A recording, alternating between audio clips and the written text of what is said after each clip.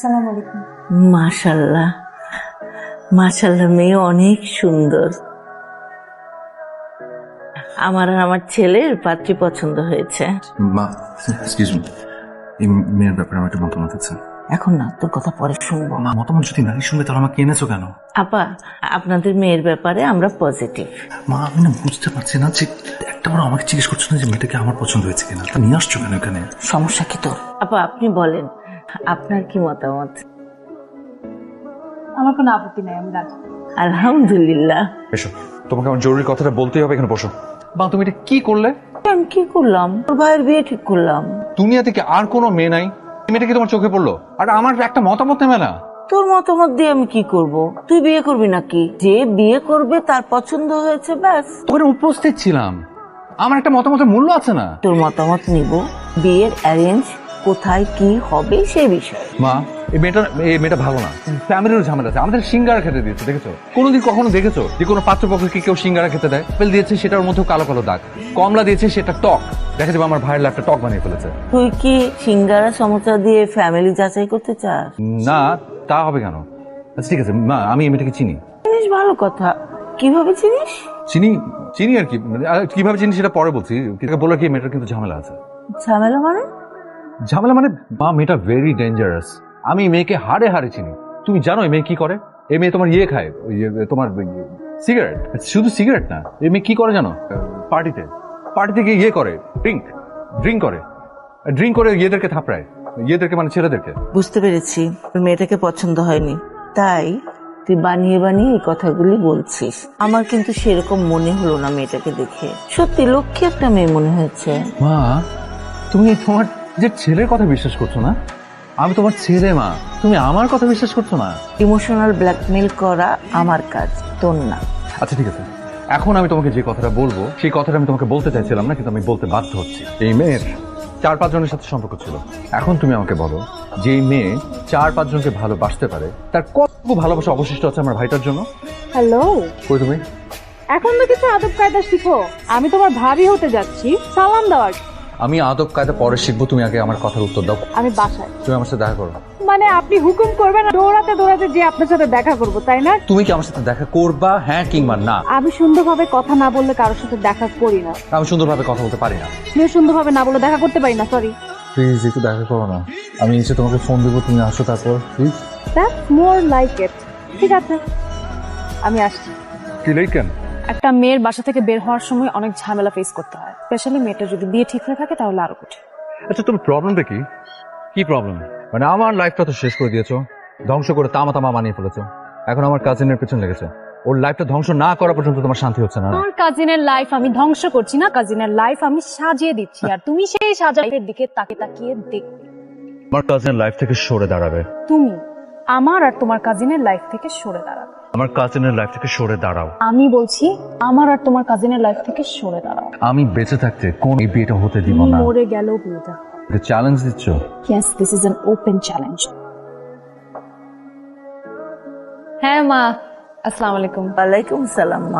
মা, আমি তো রাতুলকে ফোন দিয়েছিলাম, আমাদের শপিং এ যাওয়ার কথা ছিল। হঠাৎ করে ওর নাকি কি জরুরি মিটিং পড়ে গেছে। আপনি কি একটু জিহানকে বলবেন ও যদি ফ্রি থাকে আমার শপিং এ নিয়ে যেতে? আচ্ছা ঠিক আছে মা। জিহান, জি মা। বাবা একটু এদিকে আয় না। বাবা, রিয়া একটু বাইরে যাবে, তুই একটু জানা ওর সাথে। সম্ভবই না, আমি যেতে পারবো না। তোর কি কোনো কাজ আছে? না, কোনো কাজ নেই, তারপরে আমি যেতে পারবো না। যার বিয়ে তাকে যেতে পারবো। ও একটু ব্যস্ত তো না বেরোলেই হয়, রাত যেদিন ফ্রি হবে ওদিন যাবে, আমি যেতে পারবো না। আমি বলছি তুই যেতে পারবি না। আমাকে জিজ্ঞেস করে বলেছো? এটা কি কথা? জিজ্ঞেস করে বলতে হবে। বুঝেছি, বাবা মা বুড়ো হয়ে গেলে তাদের কোনো কদরই থাকে না। একটা জিনিস, ইমোশনাল ব্ল্যাকমেইল। আচ্ছা ঠিক আছে, যাচ্ছি। আমার দেবর মশাই আমার জন্য অপেক্ষার প্রহর গুনছে। আমার তো খুব ঠেকা পড়ছে, উঠো। আমি কি করব? তোমার ভাই তো ফোন দিলে ফোন ছাড়তেই চায় না। হ্যাঁ, বলতে বলতে লেট হয়ে গেল। কি আমাকে হেলমেট দিবা না? না, কারণ আমি চাই তুমি সবসময় ঝুঁকির মুখে থাকো। থ্যাংক ইউ দেবর মশাই। কতক্ষণ লাগবে তোমার? আমার একটু সময় লাগবে, আমি শাড়ি কিনবো তো। তুমি আমাকে হেল্প করো না শাড়ি চুজ করতে। কি কালারের শাড়ি কিনবো? জানি না। কেন জানবে না? তোমার দেবর মশাই, তোমার তো একটা সাজেশন থাকবে। বলো না কোন কালারটা আমাকে মানায়। কুচ্চা কালারের শাড়ি কিনো। হাই, আচ্ছা তোমাকে দুইটা কথা জিজ্ঞেস করব। আমাদের তো দুদিন পর বিয়ে হতে যাচ্ছে, আমি তোমাকে কি নামে ডাকবো বলো তো? তোমার আমাকে যে নামে ডাকতে ভাল লাগে তুমি সেই নামেই ডাক। আমি তাহলে তোমাকে জান বলে ডাকবো, ওকে? আচ্ছা জান, আমাকে একটু সাজেশন দাও না, আমি কি কালারের শাড়ি কিনবো? তোমার গালগুলো তো একটু পিঙ্কিশ, পিঙ্ক কালার শাড়ি নিও। Thank you. নির্লজ্জ, বেহায়া, কয়টা জান লাগে তোমার? তোমার কি চলে? না আমার চান্দি গরম হয়ে যায়। তোমরা দুজন খুব বড় ভুল করতে যাচ্ছ, আমি বলে দিলাম। রিয়ার আসলে 4-5 না 6-7টা রিলেশন ছিল। দাদা ওই ইনফরমেশনে ভুল আছে। 6-7টা 8টা বলেছে সব জানি, রিয়া আমাকে সব বলে। লাইফটা কিন্তু তোর, তো খুব বুঝে শুনে সিদ্ধান্তটা নিস। আমি কিন্তু ডিসিশন নিয়ে নিয়েছি, আমি যদি বিয়ে করি রিয়াকেই করবো, and this is final, all done. তুই কাউকে বিয়ে করলে শুধু রিয়াকেই করবি, আর কাউকে না। রিয়া আমার এক্স গার্লফ্রেন্ড ছিল, আমার এক্স গার্লফ্রেন্ড আমার ভাইকে বিয়ে করবে, আর সারা জীবন তাকে আমার ভাবি ভাবি করতে হবে। সিচুয়েশনটা একটু বোঝার ট্রাই করো তোমরা কেউ, প্লিজ। কি রে, ও কি বলছে সব? খালা আমি সব জানি, আমি সব জানি, আর রিয়া আমাকে সব বলেছে। এটা আমার আর রিয়ার প্ল্যানে করছে। মানে মানে হ্যালো ভাইয়া, আমি রিয়া। হাই। আমি আপনাকে ফোন করে আসতে বলেছি, একটা কারণ আছে। আপনি হয়তো আমাকে চিনবেন না, জিহান এক্স গার্লফ্রেন্ড আমি। হ্যাঁ, আমি আপনার কাছ থেকে একটা ফেভার চাই। আমার কাছ থেকে ফেভার? কি সেটা? আমার সাথে জিহানের ব্রেকআপ হয়ে গেছে। ও না অনেক সন্দেহ প্রবণ, ও কোনো কথা বুঝতে চায় না, বাচ্চামি করে, সন্দেহ করে, যাই করে। তো মানুষটা অনেক ভালো। তোমার কি মনে হচ্ছে আমি তোমার জন্য আসলে কি করতে পারি, কিভাবে হেল্প করতে পারি? আমি সবসময় ওর সামনাসামনি থাকতে চাই, সেটার জন্য শুধুমাত্র আপনি আমাকে হেল্প করতে পারবেন। Do you have any idea? I have a plan. আপনি আমার বাসায় আমার জন্য বিয়ের প্রস্তাব নিয়ে আসবেন, মানে ফেক বিয়ের প্রস্তাব নিয়ে আসবেন। এখানে আমার সাথে দেখা সাক্ষাৎ হবে এবং আমি ওকে জিনিসটা বোঝাতে পারবো। কত বছরের সম্পর্ক ছিল তোদের? 3 বছর। 3 বছর রিলেশনশিপ ব্রেকআপ কেন করলি? জানি না। আমি জানতে চাই। না খালা, এখানে তো শীত তেমন পড়ে না। আপনাদের ওখানে অনেক শীত না এখন? সেটাও জান বলো। তোমার এত রাতে কল ওয়েটিং কেন? আশ্চর্যকর, তুমি আমার সাথে এভাবে কেন কথা বলছো? তো আমি কিভাবে কথা বলবো? আমি আমার খালার সাথে কথা বলছিলাম। তোমার খালা তোমার সাথে এতক্ষণ কথা বলে, তুমি কি ভেবেছো আমি বুঝি না কিছু? কি বুঝো তুমি? আমার খালার সাথে আমি কথা বলছিলাম। এখন রাতে ফোন না দিবে না তো সকালে ফোন দিবে নাকি উনি? ওখানে কয়টা বাজে, আমার এখানে কয়টা বাজে তোমার দেখতে হবে না? কত খালার দোহা দিবা? তুমি কি ভাবো যে আমি সত্যি কিছু বুঝি না? তুমি খালার সাথে কথা বলো না কার সাথে কথা বলো? খালার কথা বলবো না, তুমি কার কথা বলবো? তুমি আমাকে যা বুঝাবো আমি তাই বুঝবো, তাই না? এই কিচ্ছু বুঝি না, কিচ্ছু দেখি না। কি দেখো? হোক, আমি তো এগুলো বুঝি, সমস্যা নেই। কি বুঝো তুমি? থাক, এখন কথা না বাড়ায়। এখন এগুলো নিয়ে কথা বললেই কথা হবে। মাথা ঠান্ডা করো, কালকে তোমার সাথে দেখা করে কথা বলবো। ওই যে আরেকটা লেম এক্সকিউজ। তোমার কথা শেষ হয় নাই, একটা লেম এক্সকিউজ দিয়ে ফোনটা রাখতে চাচ্ছ, তাই তো? ঠিক আছে, রাখো, এক্সকিউজ দিতে হবে না, আমি রেখে দিচ্ছি, বাই। এরকম সিলি ম্যাটার্স নিয়ে কেউ ব্রেকআপ করে? কালকেই রিয়ার বাসা যাবে, রিয়ার বাসায় যে রিয়াকে সরি বলবি। সরি করে বলতে হবে। তোর না, তোর মানসিক সমস্যা। রিয়া খুব ভালো একটা মেয়ে, আমার ওকে একদমই খারাপ মনে হয় না। আমার ওকে বেশ সাংসারিক মনে হচ্ছে।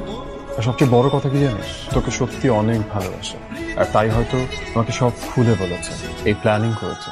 ও তোকে হারাতে চায়। বলো, দেখেছো কেন? আমার দেবর সাহেবটা তার ভাবি অপেক্ষা করতে করতে রোদে একদম কালো হয়ে গেছে। বলো, ডেকেছো কেন? সেটাই, কালো হয়ে গেছি না? মা বলছিল আগামী মাসের 15 তারিখে তোমাদের বিয়ের ডেট ফিক্সড। আমি না বলে দিয়েছি। তুমি তো না বলবেই, এটাই স্বাভাবিক। আমি বলেছি আগামী মাসের 15 তারিখ না, ডেট হবে 8 তারিখ। মানে মানে মানে আগামী মাসের 15 তারিখও শুক্রবার, আবার 8 তারিখও শুক্রবার। ও আমাকে দেরি করে লাভ কি? শুভ কাজে তো দেরি করতে নেই, এটা তাড়াতাড়ি হয়ে যাওয়াটাই ভালো। আর দেখলাম এটা শুনে মাও খুব খুশি হয়ে বিয়ের পুরো দায়িত্বটা আমার উপর ছেড়ে দিল। You happy now? তুমি বিয়েটা হতে দিচ্ছ? হ্যাঁ, কেন হতে দিব না? ওয়াই? যেখানে আমার মা খুশি, ভাই খুশি, সেখানে তো আমারও খুশি হওয়া উচিত। তাছাড়া আমি তোমার খুশিটা কেয়ার করি। মা বলেছে তোমাকে নিয়ে শপিং এ যেতে, তুমি বিয়ের কি কি শাড়ি গয়না কি ধরনের। হ্যাঁ, কারণ একটা সময় না বলতে বলতে আমিও ফেড আপ হয়ে গেছিলাম। এখন মেনে নিয়েছি, সব কিছু মেনে নিয়ে মানিয়ে নিয়েছি নিজেকে। ভেবে দেখলাম যে বিয়ের পর তুমি তো আর আমার বাসায় থাকছো না, তুমি রাহাতের বাসায় যাবে, ওখানে সংসার করবে। আমার প্রবলেম কি? শুধু আমার সাথে আর কখনো দেখা হবে না, কারণ ওদের সাথে আমার কোনো সম্পর্ক থাকবে না। তুমি আমাকে দেখতেও চাও না? না। তুমি আমাকে একদমই ভালোবাসো? আবার ইম্পসিবল। লজ্জা থাকলে আর ভালোবাসার নাম মুখে নেবে না। সরি, আমি সরি ফর এভরিথিং। আমাকে রাত সব বলেছে, সব। তার মানে আমি সব জানি। পান করছিলাম, তোমাকে একটু বাজিয়ে দেখলাম, খাপালাম। তুমি একাই খাপাতে পারো, আমি পারি না। তোমার আমাকে খেপাতে এত ভালো লাগে কেন? তুমি শুধু খেপানোটাই দেখলা, আমি যে তোমাকে খেপানোর জন্য তোমার কাছাকাছি ছিলাম তুমি সেটা দেখলা না। না, কারণ আমার দেখার কথা না, চোখ জ্বলছিল। দেখতে পাও? সরি জান। কয়টা জান তোমার? আমার একটাই।